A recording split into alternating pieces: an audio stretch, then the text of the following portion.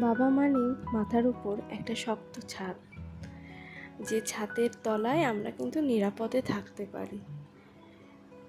নমস্কার, কেমন আছেন আপনারা সবাই? আশা করছি আপনারা সকলে খুব ভালো আছেন। জানেন, এই কদিন আমি একদমই ভালো নেই, কারণ আমার বাপি খুবই অসুস্থ। তাকে হসপিটালে পর্যন্ত নিয়ে যেতে হয়েছিল। যাই হোক, বাবাকে কখনো অসুস্থ হতে দেখিনি, মানে আমরা বাবাকে কখনো অসুস্থ হতে দেখি না। তিনি সবসময় শক্ত হয়ে দাঁড়িয়ে থাকেন, এই ধ্যান ধারণাটাই কিন্তু ছোটোর থেকে দেখে আসছি। আর আজকে যখন বাপির এত শরীর খারাপ, বিশ্বাস করুন মনটা একদমই ভালো নেই। কিন্তু আমি একমাত্র সন্তান হওয়ার জন্য আমাকে কিন্তু অনেকটা দিকই সব দিকই কিন্তু সামলাতে হয়েছে। বাপিকে নিয়ে ডাক্তারখানা যাওয়া, সব কিছু। যাই হোক, আজকে ব্লগটা তবু শুরু করলাম। এখন আছি বাবার বাড়িতে। তো গতকাল রাতে ভীষণ ঝড় বৃষ্টি হয়েছিল, তার জন্য চলে এসেছিলাম সকাল সকাল আমতলায় আম কুড়োতে। পাওয়া যায় নাকি। আর এদিকে মা তো অনেক কটা শাক পেয়েছে বলে শাকগুলো নিয়ে নিল। এগুলো হলো সাদা চাকুন্দে শাক। এগুলো শুধু খাওয়া যায় না, কিন্তু পাঁচমিশালি শাকের সঙ্গে খেতে বেশ ভালোই লাগে। চারিদিকে আবহাওয়াটা দেখুন কি সুন্দর, শান্ত না? এদিকে দেখুন, আর কয়েকদিনের বৃষ্টিতে চারিদিকে না এত বন জঙ্গল হয়ে গেছে, তাই এই পুকুরে নামার জায়গাটা মা একটু পরিষ্কার করে নিচ্ছিলেন। আসলে এখন পুকুরে তো নামাই হয় না, প্রত্যেক বাড়িতেই ধরুন জলের ব্যবস্থা আছে বলে পুকুরটাতে আর নামাই হয় না। আর এই সকাল সকাল ঠান্ডা ঠান্ডা হাওয়া দিচ্ছে, আর এরা কি সুন্দর শুয়ে আছে দেখুন। আর রজনীগন্ধা ফুলটা মনে হচ্ছে আজকে রাত্রির মধ্যেই ফুটে যাবে। এই দেখুন, এতগুলো আম কিন্তু সকাল থেকে আমরা কুড়িয়েছি। আর এই যে কলমি শাকের সাথে ওই সাদা চাকুন দিয়ে একটু কুমড়ো পাতা আর লাল শাকের ডাঁটা তুলে এনে দিয়েছিলাম। তো মা আজকে সব পাঁচমিশালি শাক ভাজা করবে। আর আমি এইদিকে একটু জল ভরে নিচ্ছি। অনেক কটা বোতল ফাঁকা হয়নি, অল্প কয়েকটা বোতলই ফাঁকা হয়েছিল। বাপি বললো একটু ঠান্ডা জল খাবে, তো তার জন্যই একবার ভাবলাম যে পাম্প চালিয়ে জলটা ভরে নিই। কারণ ফ্রিজের জল খাওয়ার থেকে এই জলটা খেলে শরীরে কোনো রকম কোনো খারাপ হবে না, মানে সর্দি কাশি গলা ব্যথা কিছুই হবে না। আর যেহেতু বাপির শরীরটা একদম ভালোও নেই, আর এখন অনেক জোরালো জোরালো ওষুধ খাচ্ছে, বাপির খালি মনে হচ্ছে একটু ঠান্ডা জল খাই, একটু ঠান্ডা মেঝেতে শুয়ে থাকি এই। আর যা গরম পড়েছে, কয়দিন এখানে আছি তো মায়ের না অনেকটা হেল্প হচ্ছে জানেন। বাবার বাড়িতে এলে সাধারণত আমাকে কোনো কাজই করতে হয় না, কিন্তু এখন মাকে তো বাপির কাজগুলোও করতে হচ্ছে, মানে এই গরু বাছুরের সমস্ত কাজকর্ম মাকে করতে হচ্ছে। তাই আমি একটু এদিকে এই সামান্য সামান্য কাজগুলো করে মাকে একটু হেল্প করে দিচ্ছি। আর বাপির জন্য ধরুন আলাদা রান্না বান্নাও করতে হচ্ছে, যেহেতু এখন হালকা পাতলা খেতে হবে, তার জন্য। তো মা আর আমি মিলে এদিকে সমস্ত কাজকর্মগুলোই টুকটুক করে করে ফেলছি। মা এদিকে শাক ভাজাটা চাপিয়ে দিয়েছে, আর আমি এদিকে ছাদ থেকে উঠোনের যে জামা কাপড়গুলো সব মেলা ছিল সেগুলো নিয়ে চলে এসেছি।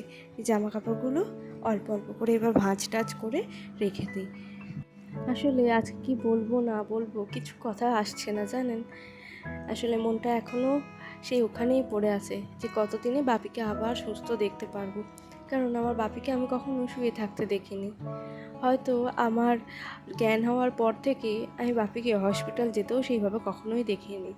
একবার বাপিকে সাপে কামড়েছিল, তো সেই সময়ই বাপি কিন্তু হসপিটাল গিয়েছিল, আর তখন আমি অনেক ছোট। তো এইভাবে হসপিটালে কখনো ভর্তিও করতে হয়নি, বা হসপিটালের বেডে বাপি শুয়ে আছে এটাও আমাকে কখনোই দেখতে হয়নি। খুবই শক্ত মনের মানুষ জানেন তো, মানে নিজের কি হচ্ছে না হচ্ছে নিজের মধ্যেই সবটা কিন্তু চেপে রেখে দেয়, যতক্ষণ সহ্য করতে পারছে ততক্ষণ। খালি মনে হচ্ছে আবার কবে বাপিকে দেখবো, সেইভাবে ছুটে দৌড়ে সমস্ত কিছু করে যাচ্ছে। আর যেভাবে আমি বাপিকে দেখতে অভ্যস্ত সেইভাবে দেখতে পাবো। হয়তো বাপি খুব তাড়াতাড়ি সুস্থ হয়ে যাবে, তো সেটাই আশা করি। কারণ ওষুধপত্র সবই ঠিকঠাক সময়েই হয়েছে, আর সমস্ত রোগই কিন্তু খুব অল্প স্টেজেই ধরা পড়েছে।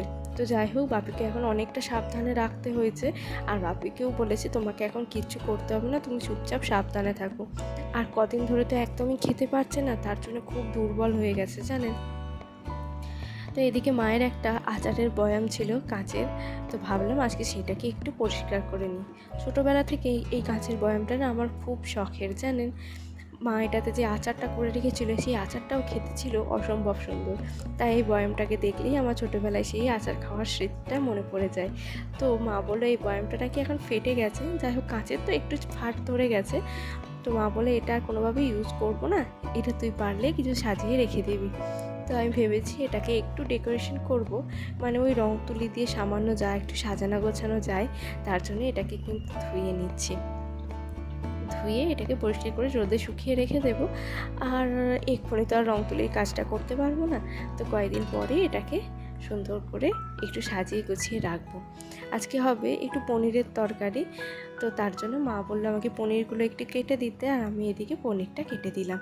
বাপির যদিও এগুলো এখন একদমই খাওয়া যাবে না, বাপির জন্য ওই আলু সিদ্ধ, পেঁপে সিদ্ধ এইসবই হচ্ছে। কোনো রকম ঝোল তরকারি বাপি একদমই খেতে চাইছে না। এই আলু পেঁপে সিদ্ধ দিয়েই কিন্তু বাপি সামান্য যে কটা ভাত পারছে সেই কটাই খাচ্ছে। 2 দিন তো কেবলমাত্র 2টো বিস্কুট খেয়েই ছিল, কোনো রকম ভাত মুড়ি কিচ্ছুই খায়নি। আর ডাক্তারেও বারণ করেছে কোনো রকম শক্ত খাবার খেতে। তো তার জন্য বাপির জন্য একটু গলা গলা ভাত আর আলু পেঁপে সিদ্ধ।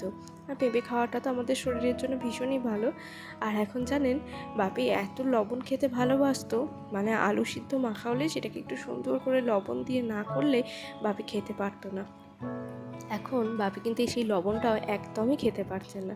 তো ওই সকালবেলাতেই একটু নুন চিনির জল 1 বোতল করে রেখে দিচ্ছি, সেই 1 বোতল জলটা কিন্তু বাপি মোটামুটি খাচ্ছে। তারপর আবার সেটা শেষ হয়ে গেলে আবারও করে দিচ্ছি। তো জলটা এখন প্রচুর পরিমাণে খেতে হবে, একবারে অনেকটা খেতে পারছে না, অল্প অল্প করেই কিন্তু জল খাচ্ছে। মা ওদিকে একটা কাজ করতে গেল, আর আমার এদিকে দেখি ভাতটাও হয়ে গেছে, তাই ভাতটা আমি ফ্যানটা ঝরিয়ে নিলাম। আর কিছুটা ভাত অন্য একটা পাত্রে বাপির জন্য একটু ফ্যান সমেত বসিয়ে দেবো, একটু গলা গলা হয়ে যাবে, তারপরে সেটাকে নামিয়ে দেবো। আর এই দেখুন এদিকে পনিরের তরকারিটাও কিন্তু একদম হয়ে গেছে, এরপর এটাকে নামিয়ে রেখে দেবো। এরপর আমিও এদিকে স্নান করে চলে এসেছি, কারণ সূর্য উঠে গেছে মাথার ওপর। টুকটুক করে কাজ করতে করতে কখন যে 1টা বেজে গেছে সেটা একদমই খেয়াল করিনি। আর এদিকে মা দেখুন অনাথকে পরিষ্কার করছে। ও যেহেতু আমাদের সঙ্গেই থাকে আর ও তো নিজে নিজে পরিষ্কার হতে পারবে না, তাই মাই কিন্তু করে দিচ্ছে। আগামীকাল আছে আমার ড্রাইভিং লাইসেন্সের পরীক্ষা, তো তার জন্য যে সমস্ত কাগজপত্রগুলো লাগবে, ডকুমেন্টস লাগবে, সেগুলো একটু আমি গুছিয়ে রেখে দিচ্ছি।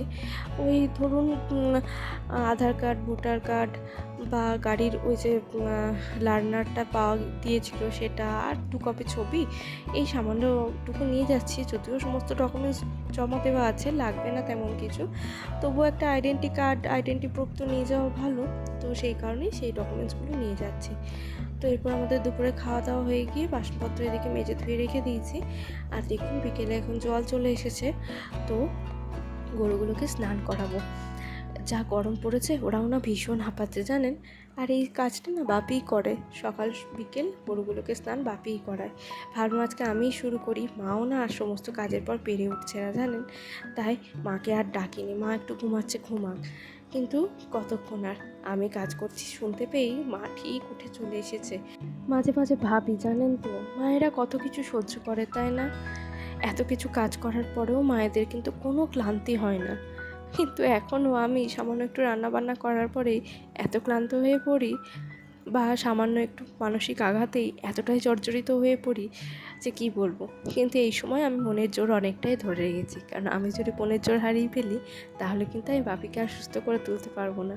যাই হোক, ওই দেখুন মাও চলে এসেছে, তাই আমি আর মা মিলে গরুগুলোকে ভালো করে স্নান করিয়ে দিলাম। ওই পিঠগুলো একটু জল দিয়ে দিলে এই বিকেলের হাওয়াটাতে ওদের গাটা কিন্তু বেশ ঠান্ডা হয়ে যাবে। নাহলে ওরাই বা কী করে একা একা স্নান করে বলুন তো, ওরা তো সেই আমাদের ভরসাতেই আছে তাই না? তাই এদিকে ওদের ওই থাকার জায়গাটাও ভালো করে ধুয়ে দিলাম। আর মা এদিকে দেখুন কুয়ার থেকে জল তুলে নিচ্ছে। কুয়ার জলটা না এখন ভীষণ ঠান্ডা জানেন, মানে গরমকালে কুয়ার জল হয় খুব ঠান্ডা, আর শীতকালে হয় তেমন গরম। তাই কুয়ার জলে কিন্তু মানে কুয়ার জলের মতন আরাম আর নেই, কিন্তু এখন তো আর সেইভাবে কুয়ার জল ব্যবহার করা হয় না।